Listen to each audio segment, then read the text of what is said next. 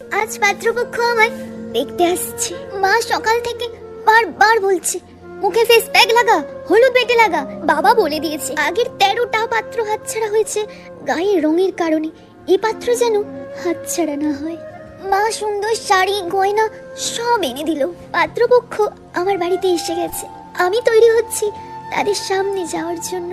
শুনতে পাচ্ছি বাবা বলছে মেয়েরা আমার সব ভালো, শুধু গায়ের রংটা যা একটু কালো। আমাকে দেখেই পাত্র বলল আচ্ছা আমাকে পছন্দ তোমার?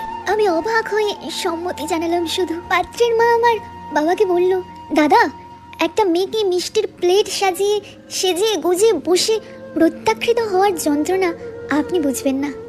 যদি মনে হয় বিয়েটা হওয়ার সম্ভাবনা আছে তবেই পাত্র দেখতে আসুন, না হলে শুধু শুধু একটা মেয়েকে অনেক অপমান সহ্য করতে হবে আপনার থেকে প্রত্যাখ্যিত হওয়ার কারণে।